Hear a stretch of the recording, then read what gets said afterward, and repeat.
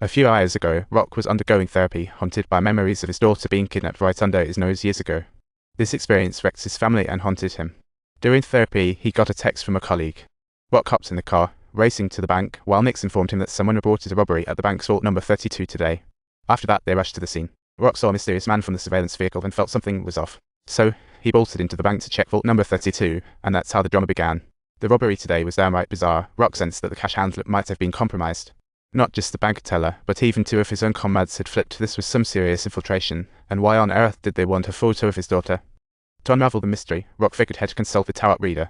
Upon seeing him, Diana promptly shooed away her current client. Turns out it was Diana who reported the burglary of vault number 32, and Rock was already in the news due to his lost daughter. The moment they met, Diana instantly recognized him. She had seen the news. As they exchanged words, Diana's previous client lingered outside, eavesdropping. She didn't notice a shadow creeping up behind her, and upon learning Rock had seen the mysterious man at the bank, Diana became visibly anxious. To address her psychological issues, Rock thought it best to take her to the precinct. Rock brought Diana back to the station for her safety and proper care, given her mental state. Diana explained that there was a hypnotic ability just a glance could allow someone to control another completely. Rock scoffed at this, thinking it sounded like comic book magic. But Diana paid no mind to his skepticism and continued, saying controlled individuals couldn't resist at all. The controlled acted like zombies, mindlessly obeying the hypnotist even at the cost of their own lives. Haha, oh my gosh. Upon witnessing such an astonishing maneuver, Rock certainly had to accept it with all his heart, especially since Nix was his old buddy who had fought alongside him for many years. Nix would never pull a stunt like that for a stranger, but Diana assured him she had tried to control Rock before. Unfortunately, it backfired. Rock had a stronger mental defense than most. Without the top-tier hypnotist, it was nearly impossible to manipulate him. However, Nix wasn't quite as fortunate. Standing right in front of him was the famous elite hypnotist Dorian. Sensing something was off, both glanced toward the door, and to their shock, Nix was silently approaching them with a gun. Rock quickly realized that Nix had become a puppet. Seeing his longtime partner in such a state made it hard to retaliate. Rock thought this might awaken Nix, but little did he know, the situation was far graver than he anticipated. Nix was now nothing more than a meat puppet. Rock leaned him against the railing. Sadly, he didn't complete the hypnotist's task. He preferred breaking his own arm over relinquishing the gun. Nix, this isn't you. Please pull yourself together. Lift his hand. Nix, mock Nix. Rock watched as Nix bit the dust and without hesitation pulled out his gun. But he also realized that the moment Nix was controlled, he had lost his mind.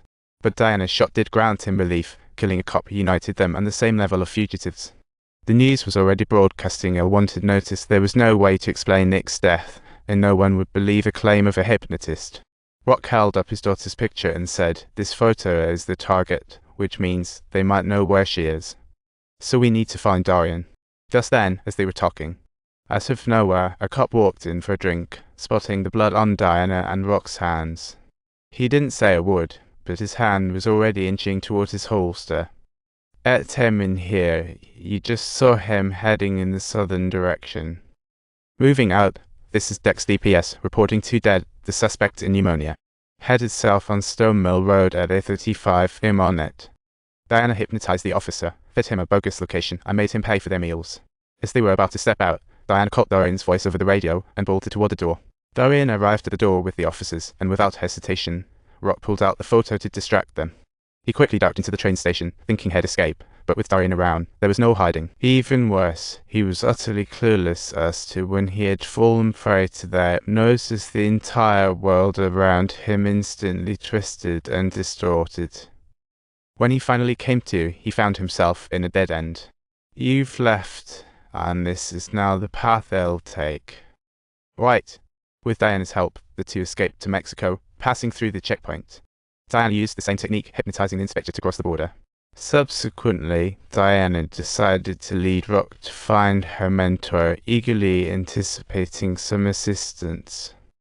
But just in case, they decided to err on the side of caution and collaborate to open the door. "Who's there?" "Wait. Don't go. Come back immediately and open the door." "The door is open. We're good. How about you?" I'm fine. You okay? Good, now let's find your daughter. You little imp, teach me well, indeed.